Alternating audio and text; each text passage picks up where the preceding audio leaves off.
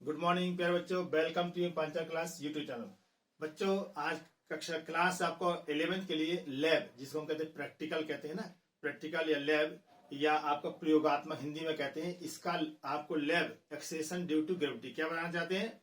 Acceleration due to gravity मतलब जो है जी की वैल्यू हम कैसे डिटरमाइन करते हैं, प्रैक्टिकल द्वारा, प्रयोग द्वारा हम इसको एक्सपेरिमेंट द्वारा देखेंगे। ठीक है, तो चलिए हम ले चलते हैं आपको एक्सेलेरेशन ड्यू टू ग्रेविटी में। और देखिए इसको, देखिए आपका एम्बिशन क्या है, उद्देश्य क्या है, to determine the value of acceleration due to gravity by using simple pendulum. किसके द्वारा? सिंपल पेंडुलम के द्वारा आपको क्या करना बेटा, आपको दिखाई देना। ठीक है, इसके लिए हमें क्या क्या ऑपरेटर्स चाहिए ये बताना पड़ता है। ठीक है, आपको लैब में लिखना भी पड़ता है। जो आपका प्रैक्टिकल की फाइल होगी उसमें बेटा आपको लिखना ही पड़ेगा कि आपका ऑब्जेक्ट क्या है। ठीक है, ऑपरेटर्स कौन कौन से रिक्वायरमेंट होती है वो भी लिखना पड़ता है। इसके बाद फॉर्मूले लिखना पड़ता है। ठीक है, तो देखिए जरा ऑपरेटर्स रिक्वायर्ड क्या क्या होता है। हैवी बॉब हम दिखाते भी जाएंगे। चलिए अब ये पहले देख लें, ये बॉब है आपका। देखिए आपका बॉब, इसका चाहिए हमें थ्रेड भी चाहिए। ठीक है, थ्रेड हमने ले लिया। और इसके बाद सॉलिड बॉब होना चाहिए, सॉलिड ही देखिए, हॉलो नहीं होना चाहिए।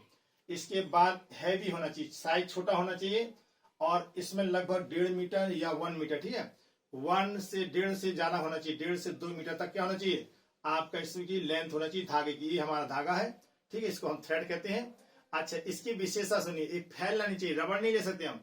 इसको खींचेंगे इसकी लेंथ बढ़ेगी नहीं। इसको कहते हैं नॉन फ्लेक्सिबल, फ्लेक्सिबल रहेगा, नॉन स्ट्रेचेबल मतलब इसकी लेंथ में चेंज नहीं आना चाहिए। इसको खींचने के बाद भी इसको स्ट्रेच नहीं कर सकते आप। ठीक है, चलिए, तो स्ट्रेचेबल नहीं होना चाहिए, स्पेशल क्वालिटी का धागा होता है, थ्रेड होता है। ठीक है, चलिए, तो इसके बाद हमें और क्या क्या चाहिए। एक हमें स्टैंड चाहिए जो हम आपको अभी दिखा दे रहे हैं।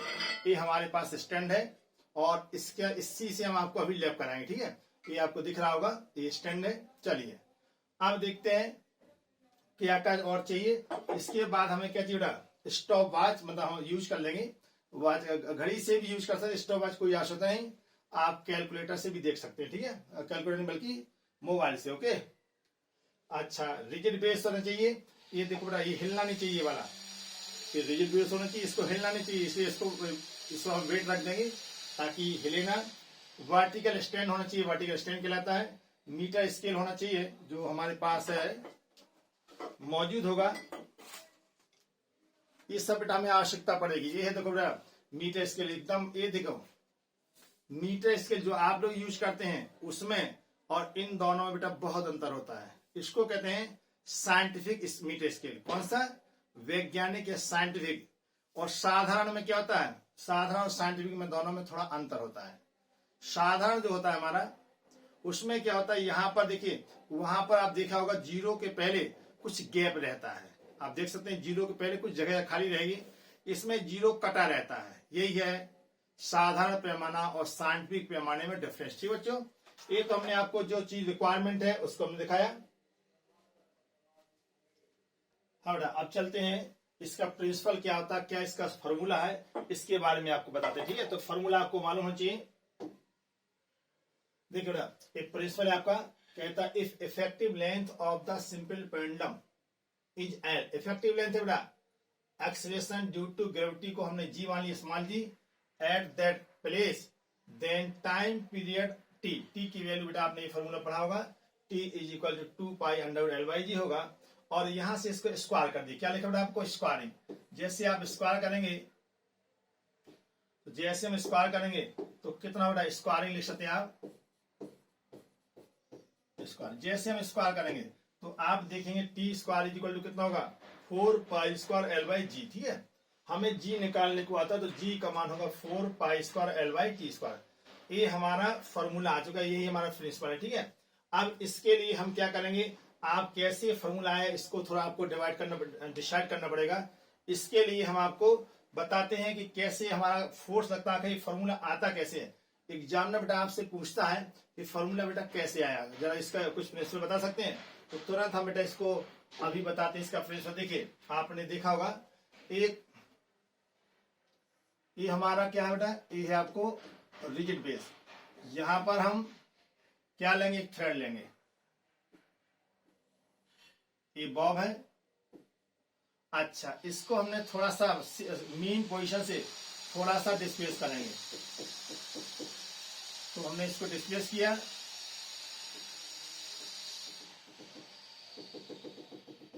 ये मेन पोजीशन डिस्प्लेस करेंगे। तो ये क्या होगा, इसका फोर्स बेटा देखिए, इस पर जो फोर्स लगेगा, ये फोर्स हमारा कहां को लगेगा, ये वर्टिकली इसका जो वेट होगा बेटा mg कहां पर होगा, mg आपका नीचे होगा। और इस साइड में इसका क्या होगा, इस साइड में थीटा होगा, तो इस साइड में फॉर्मूला आएगा, कंपोनेंट आएगा mg cos थीटा। और इस साइड में जो फोर्स लगेगा, इसका मान होगा बेटा कितना, mg sin थीटा। ये फोर्स लगेंगे। अब इसे जब ये फोर्स इस साइड लगेगा, इस फोर्स का नाम होता है बेटा, आपको मालूम है, इसको कहते हैं रेस्टोरिंग फोर्स। क्या फोर्स होता है, रेस्टोरिंग। आपका ए वाला एंगल कितना होगा, थीटा होगा, तभी तो ये थीटा बनेगा। हमने थीटा डिस्प्लेस किया, जब ये मूव करेगा तो हमारा देखिए कहां पे आएगा, घूमते हुए ये आ जाए बेटा कहां पे, देखिए इस साइड में भी आएगा।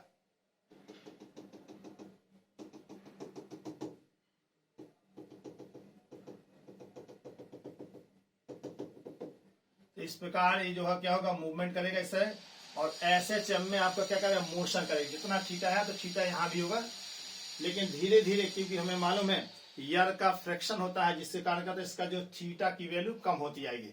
लेकिन आपका टाइम पीरियड नहीं बदलेगा, थीटा कम हो और चाहे ज्यादा, ठीक है।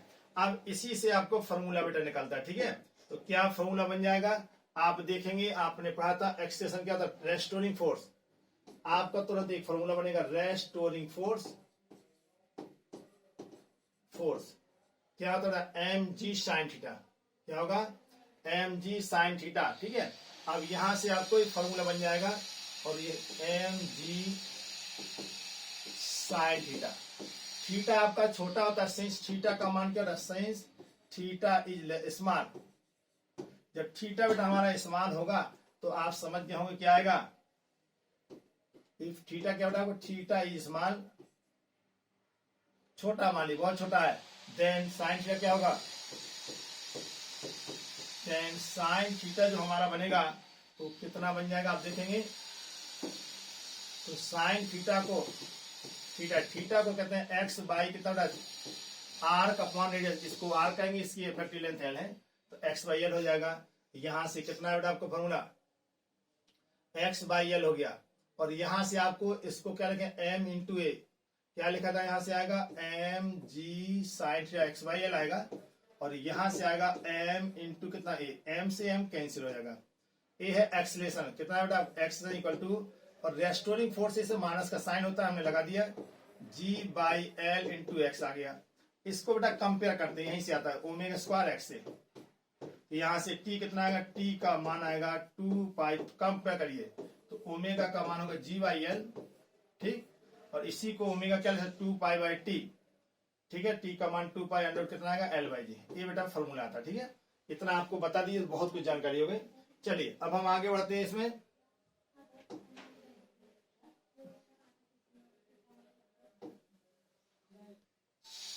तो बेटा देखो, इसको आपको ड्राइव नहीं करना, आप डायरेक्ट फॉर्मूला याद करिएगा, ये तो आपको समझाने के लिए बताया गया। चलिए इसके बाद इसका ग्राफ पूछा था कि एल टी का ग्राफ कैसे बनता है, एग्जामिनर पूछ लेता कि बेटा एल टी और एल टी, इसको आगे ग्राफ बनाइए। तो ग्राफ बेटा आपको बनाना पड़ेगा, तो देखिए हम आपको बताते हैं।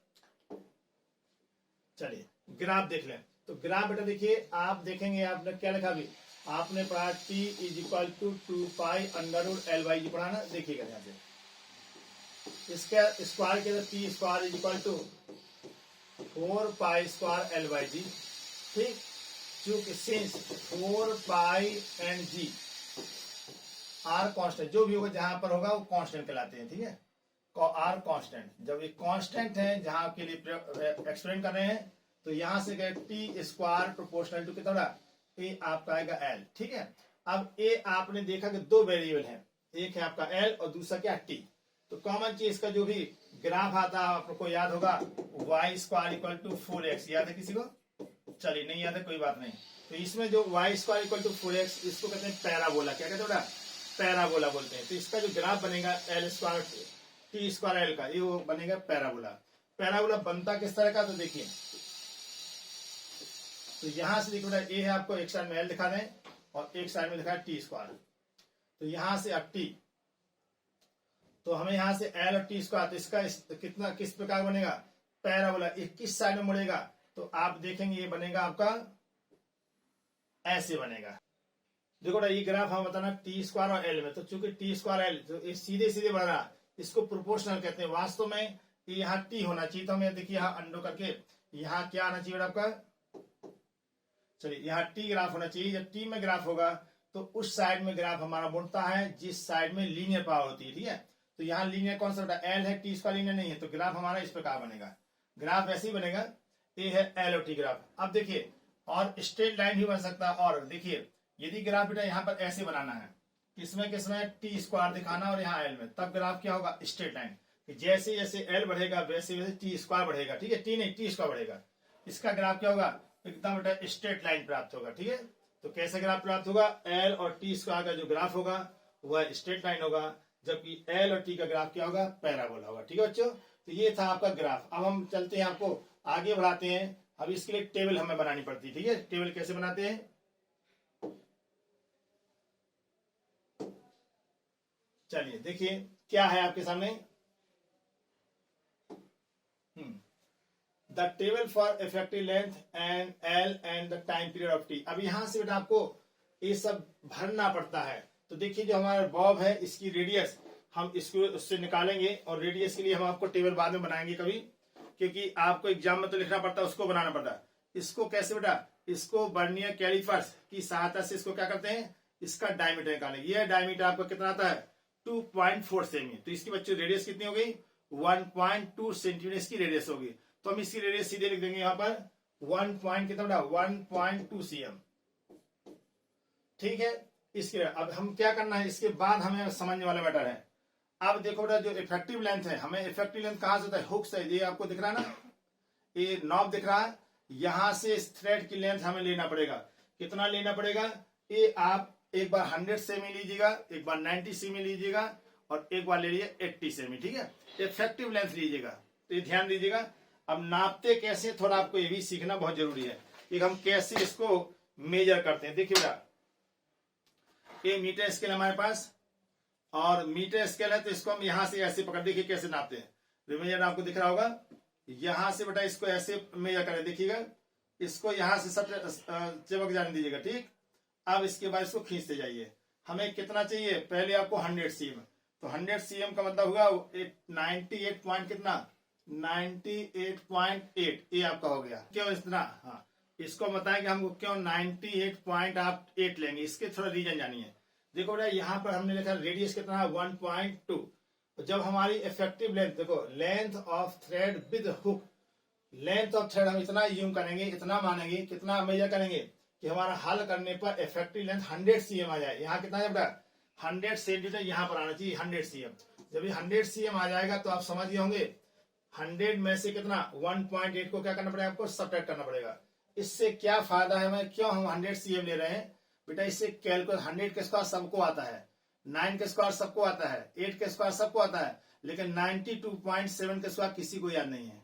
आपको याद हो तो अच्छी बात है, लेकिन हमें तो याद नहीं है। तो 92.7 के स्क्वायर आपको न लर्न करना है, कोई आवश्यकता नहीं है।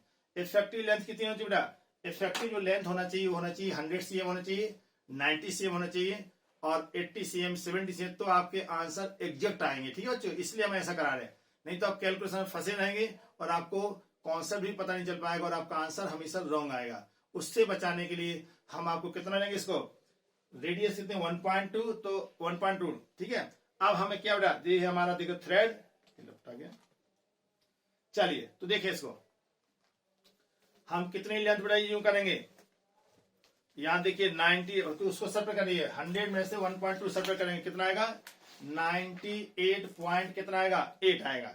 तो हम 98.8 बेटा, इसको ये है आपका मीटर स्केल, ये है आपका हुक, देख रहे हैं ना, हुक सहित धागे विद हुक, हुक सहित आप धागे की लेंथ कितने यूं करेंगे, ये जो लेंथ यूं करेंगे बेटा, देखिएगा आपको दिखेगा तो नहीं वहां से 98 पॉइंट हमारा ये दिख रहा है आपको, 98 एकदम यहाँ पर दिख रहा, ठीक है। यहां से अब इसको हम करेंगे 98 ले लिया, ये 98 हमारा है। इसके बाद क्या करते हैं हम इसको, एक कॉर्क होता है, क्या होता है बच्चों, कॉर्क, कॉर्क आपकी, देखिए बच्चों यहां से इसको क्या करेंगे, इसको इसके अंदर से धागा, देखिए इसमें भी आपको एक कॉर्क हम पहले ऑलरेडी डाल चुके हैं, और धागा इस साइड से डालेंगे, ठीक है, क्योंकि जब इससे धागा डालेंगे तो इधर से निकल जाएगा ये। और इसके बाद हम क्या करेंगे, नीचे से धागा, ये पतला भाग देखिए, कॉर्क के दो पार्ट है, एक मोटा भाग एक पतला, तो पतला भाग नीचे की ओर होना चाहिए। इसके बाद धागा हमने डाल चुके हैं, ठीक है बच्चों। जब धागा डाल चुके तो इसके बाद हमें 1 मीटर कितना नापना है, इफेक्टिव लेंथ 90 है, तो हमने इसको देखिए फंसा दिया, और हम आपको दिखाते हैं 1 मिनट। हाँ देखिए जरा, ये देखिए, ये 1 मीटर बेटा हम लेंगे, कितना लेंगे धागा, ये आपको इफेक्टिव लेंथ कितनी होनी चाहिए, 1 मीटर आना चाहिए। तो हम धागे की जो लेंथ लेंगे कितना लेंगे, 98 पॉइंट कितना बेटा 8 लिया जाए, ठीक है, 98.8। थोड़ा देखिए, आपको कभी हो रही हो देखने में, तो ये 98 पॉइंट हमारा ये यहाँ पर आ रहा है। हम इसको थोड़ा मार्क कर दें, ध्यान दीजिएगा, ये हमारे पास देखो, इसको बेटा मार्क कर लीजिए 98 पर। हम 98 पर इसको मार्क कर दिए, ठीक है, तो 98 पर हमने इसको मार्क कर दिया। चलिए ये 98 हमारा हो गया, ओके। चलिए ये 98 अब, लेकिन आपको दिख नहीं रहा होगा क्योंकि बहुत कम मार्क है। चलिए 98 पर मार्क कर लीजिए, 98.8, ओके। अब इसके बाद हमें क्या करना है, इस धागे को जो हमने जादू दिखाई दिया आपको, वो देखिए निकल ही गया बेचारा। हाँ चलो, वहां पे धागा देखिए, फिर देखिए, एक कॉर्क है, ठीक है बच्चों। अब कॉर्क है तो हमें किस साइड से धागा इस साइड से डालेंगे, ये देखिए धागा हमारा घुस गया और इसको हमने निकाल दिया, ठीक है। अब इसकी लेंथ कितना हमें माननी है, उसको हमने मार्क किया था, आप देख लीजिए, हमने मार्क कर चुके हैं। ए है बेटा 90 कितना 98 पॉइंट आपका ए है, ये मार्क दिखा रहे कि आपको दिखेगा नहीं। चलिए इसके बाद हम इसको यहाँ पर क्या करेंगे, इसको कस देंगे यहाँ पर, ठीक है, इसको हमने किया, और इसके बाद इसको थोड़ा टाइट कर देंगे, हमारा ए टाइट हो गया। अब हमें लेंथ कितनी करनी है बच्चों, ये लेंथ, इसको हम थोड़ा नीचे लटका देंगे, आपको दिख रहा होगा वैसे। हाँ चलिए, ये आपका 1 मीटर हो गया, ठीक है, ये 1 मीटर हो गया, एग्जैक्ट लेंथ हो गया आपकी 1 मीटर। इसको टाइट कर दीजिएगा। देखो बच्चों, ये आपको जो 1 मीटर इफेक्टिव लेंथ दिखाने के लिए, हमने पूरा लेंथ कितना है 1 मीटर दिखाने के लिए, ठीक है, इसको कितना 1 मीटर लीजिए, 98.2 ले लिया, और 1.2 वो है, तो 98.8 और प्लस 1.2 ऐड करोगे 1 मीटर आएगा। ये हमारा 1 मीटर आ चुका, ठीक है। अच्छा अब देखो ना, ये तो हमने बांध दिया, इसके बनाने की देखिए कितना लंबी व्यवस्था करनी पड़ी, टाइम तो लगता ही है।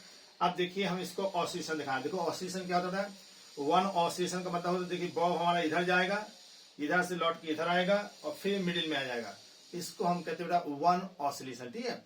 और 1 ऑसिलेशन का जो भी टाइम होता है, it is known as time period, ठीक है, यही हमें निकालना पड़ता है। क्या निकालना पड़ता है, टाइम पीरियड, कैपिटल टी निकालना पड़ता है। तो देखिए बेटा हम ऑसिलेट करते हैं, यहाँ ध्यान दीजिए, एक चीज ध्यान दीजिएगा, ये ऑसिलेशन में इसका एंगुलर डिस्प्लेसमेंट ज्यादा नहीं होना चाहिए। ये नहीं कि हमने ऐसे झुलाते बच्चे यहाँ से, ये बिल्कुल रॉन्ग है। इतना लंबा ऑसिलेशन क्या होना चाहिए, 5 डिग्री, 5 डिग्री समझा, 5 या 10 डिग्री से ज्यादा नहीं होना चाहिए। तो देखो बेटा हम इसका ऑसिलेशन करते हैं, देखिए यहाँ से हम शुरू करते हैं, ये देखिए आपके सामने ऑसिलेट हो रहा है, एकदम ये सीधे जाना चाहिए, ठीक है। तो अब इसके लिए हम आपको कैसे काउंट करेंगे, इसका टाइम पीरियड भी निकालना पड़ेगा। तो इसको टाइम पीरियड निकालने के लिए हम आपके लिए देखिए स्टॉप वॉच आपको कॉलेज में मिलेगी, अदरवाइज आप मोबाइल से भी इसका काम कर सकते हैं। यहाँ देखिए हम स्टार्ट करते हैं, और आप देख सकते हैं जब ये इधर आएगा देखिए, और देखिए एग्जैक्ट आपका देखिएगा 30 टाइम देखते हैं बेटा आप लोग, ठीक है। पहले देखिए इसको यहाँ आने दीजिए, देखिए चलिए स्टार्ट हो गया, और देखते हैं 1 2 3 4 5 6 7 8 9 10 11 12 13 14 15 16 17 18 19 20। तो आप तो देखिए बेटा, ये आपने देखा, ये आगे देखिए ध्यान से दिखाई दे रहा होगा आपको 40.19, तो यह 20 ऑसिलेशन का टाइम मैन हमारा यही निकालना पड़ता है, ठीक है। तो आप यहाँ पर लिखेंगे क्या चीज, तो इसकी टेबल आपको ये तो हमने बता दिया, इसकी टेबल बनाना पड़ेगा, और टेबल जैसे आप बनाएंगे तो आप देखिएगा,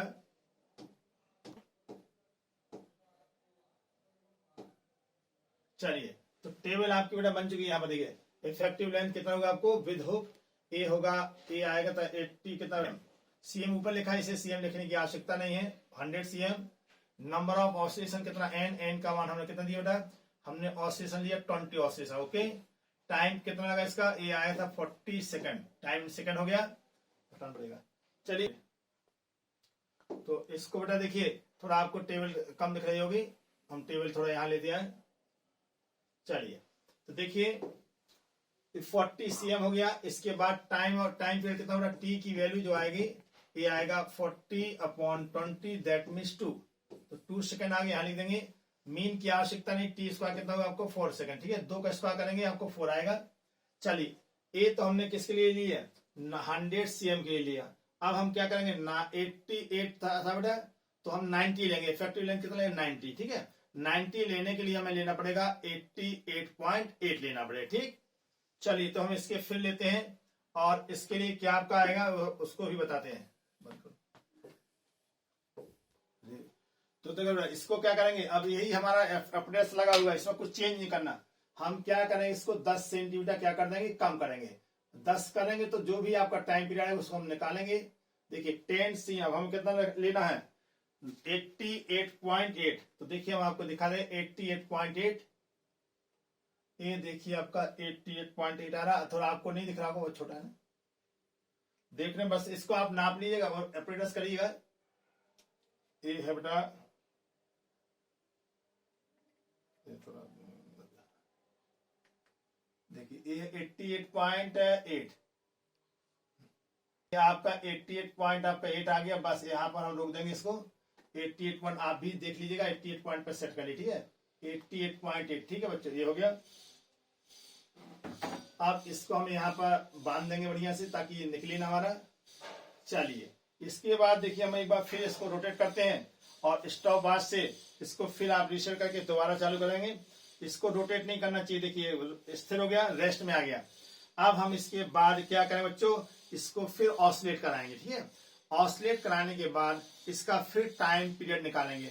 अब 20 पीरियड टाइम फिक्स है हमारा, क्या बेटा 20 ऑसिलेशन हर बार फिक्स होना चाहिए, चेंज नहीं करेंगे हम, ठीक है। चलिए तो देखें, देखो बेटा 1 2 3 4 5 6 7 8 9 10 11 12 13 14 15 16 17 18 19 20।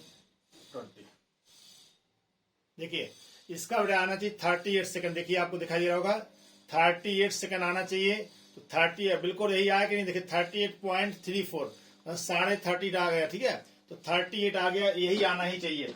अब देखिए यहां से इसी प्रकार आप क्या करेंगे बेटा, इसी प्रकार आप क्या करेंगे, सेकंड रीडिंग आपको 78 के लिए लीजिएगा। तो हम रीडिंग क्या है वो बता दे रहे हैं आपको, अब आप डायरेक्ट लिख सकते हैं, ठीक है। तो देखिए ये है आपका बेटा 1.2, ये है 88 पॉइंट कितना बेटा 2 सीएम, और ये आएगा कितना है बेटा 88 होगा ना, तो ये होगा बेटा कितना 88 पॉइंट, हाँ 88 पॉइंट बेटा 8 होगा, इसको ऐड करोगे तो आपका 90 आएगा।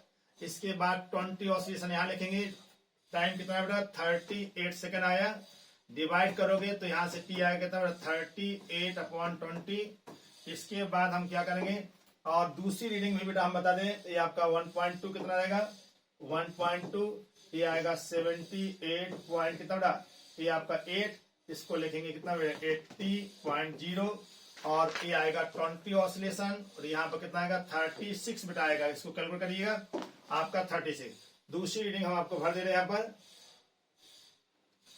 तो देखें, और यहां पर आएगा टी की वैल्यू कितना आएगा 36/20, इसको सॉल्व करेंगे तो कितना है बेटा आपको, यही आपका मीन है, ये आपका आएगा 1.9 और यहाँ पर आएगा 1.8।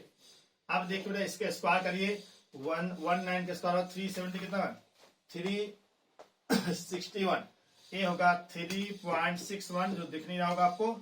चलिए दिखाते हैं हम, 3.6 और इसका स्क्वायर होगा कितना, 324, 3.24। बस इतना आपको बेटा लिखना पड़ता है, ठीक है। ये हमने लाइन खींच दी। अब क्या करना पड़ता है इसके बाद, थोड़ा आगे बढ़ते हैं और देखिए, थोड़ा प्रीव्यू लेकर के हम इसको थोड़ा खिसका दें अपने सही जगह पर। चलिए, इसके बाद हमें क्या करना है, देखिए अब हम करते हैं इसका कैलकुलेशन। क्या करना पड़ता है, हमें कैलकुलेशन करना पड़ता है। तो हम आपको कैलकुलेशन बताते हैं कि कैसे करेंगे। तो देखिए हमने क्या इसको लेते कैलकुलेशन,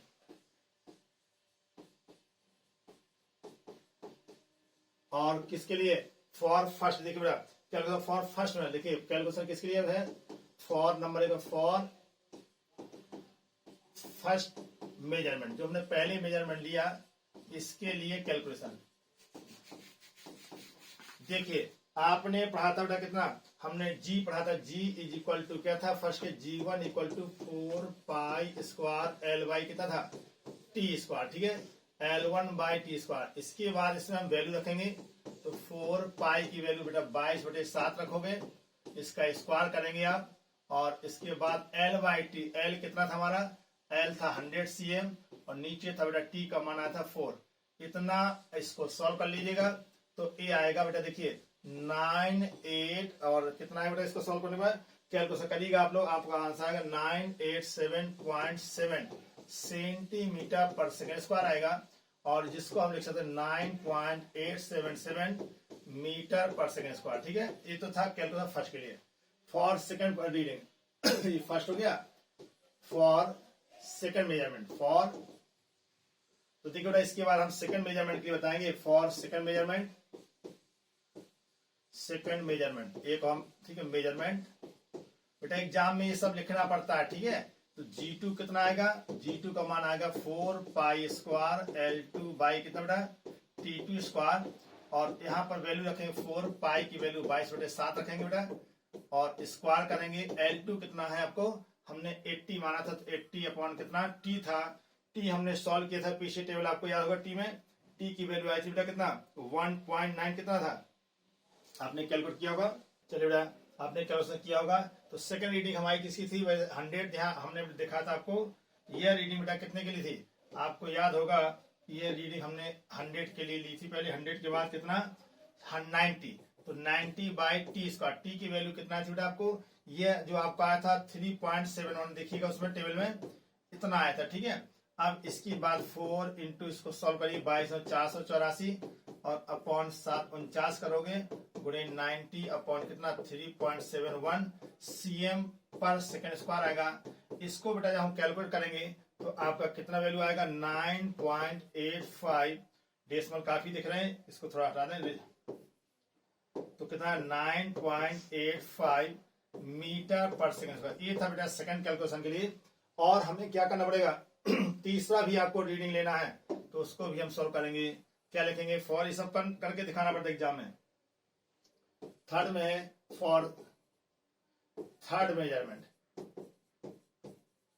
थर्ड मेजरमेंट, इसके लिए हम कैलकुलेशन करेंगे। तो G3 इज इक्वल टू कितना बेटा, 4 पाई स्क्वायर, फॉर्मूला वही रहेगा L3 बाई T3 स्क्वायर। अब 4 पाई की वैल्यू 22/7 का स्क्वायर करेंगे बेटा, और L3 कितना था हमारा 80 cm था, और जो टाइम पीरियड आपने ध्यान दिया उसको निकाला था वह आया था 1.8 का स्क्वायर था। अच्छा, जो सॉल्व करने के बाद हमारा इसको आप सॉल्व करेंगे तो G3 का बनाएगा 9.75 और मीटर पर सेकेंड स्क्वायर। इस प्रकार आपने देखा G1 G2, इसका एवरेज निकाले ना, जो एवरेज निकालेंगे वही आपका बेटा क्या होगा, आंसर आएगा। तो क्या लिखेंगे, औसत, average, average acceleration due to gravity, G की वैल्यू क्या होगा, G1 plus G2 plus G3 by 3। G1 की वैल्यू कितने बेटा, 9.8 था आपका, 9 कितना था बेटा, 9.8 था, इसको हम देख लिया थोड़ा पीछे, 877, ठीक है। तो 9.877 था, इसके बाद प्लस का आप चिन्ह लगाएंगे, और फिर आया था 9.85, 9.75। इनको कैलकुलेट करके 3 से डिवाइड करिए, जो आएगा यही आपका आंसर होगा। ये आंसर आता है आपका कितना बेटा 9.82 कितना आएगा 9.82 मीटर पर सेकेंड स्क्वायर। बेटा ये था आपका लैब। देखिए आपका लैब कंप्लीट हो गया। अब हम इसके लिए क्या करते हैं और क्या रखना पड़ता है प्रिकॉशन सावधानियां क्या होती है प्रिकॉशन क्या ध्यान देना पड़ता है। पहली बात इसका एम्पलीट्यूड जो आपने इसको डिस्प्लेस किया था ध्यान दिया होगा आपने बेटा इसका जो डिस्प्लेसमेंट होना चाहिए प्रिकॉशन लिखना पड़ता आप। हाँ क्या क्या प्रिकॉशन रखना पड़ेगा इसको जरा देखें। सबसे पहले इसका एम्पलीट्यूड क्या होना चाहिए ज्यादा नहीं होना चाहिए पहले बहुत ज्यादा नहीं होना चाहिए ठीक है। और जो हमने देखो इसका जो रेडियस लेंगे इसकी रेडियस बढ़िया से मेजर करेंगे। एक बार ऐसे नापना है हॉरिजॉन्टल में एक बार वर्टिकल में किससे by the help of vernier callipers ठीक है। दोनों प्रकार दोनों का एवरेज निकाल लीजिएगा तो इसका आएगा 1.2 मतलब इसका जो डायमीटर आता है इस बॉब के लिए 2.4 हो सकता है बॉब छोटा भी हो उसका रेडियस बदल जाएगा ठीक है। और बड़ा होगा तो रेडियस क्या होगा बढ़ जाएगी कोई दिक्कत नहीं। जितना रेडियस आया उसको आप इफेक्टिव जो लेंथ रखिएगा वह सीधे 100 cm 90 cm 80 cm इससे बेटा आपको कैलकुलेशन जल्दी आएगा और आपका क्वेश्चन भी रॉन्ग नहीं होगा ठीक है। बस इसके बाद यहाँ सस्पेंशन पॉइंट यहाँ से इफेक्टिव लेंथ ये होता है पॉइंट ऑफ सस्पेंशन यहाँ से लेंथ मेजर की जाती है और इसको कहते हैं बेटा hook effective length with thread with hook यहाँ से आप लेंथ ले लेंगे ठीक है। बस यही ध्यान देना पड़ेगा ओके। चलिए और इसके बाद और भी वीडियो आपको बनाएंगे और ये विश्वास है कि आपको वीडियो आपको बहुत पसंद आएगा। थैंक यू बच्चों।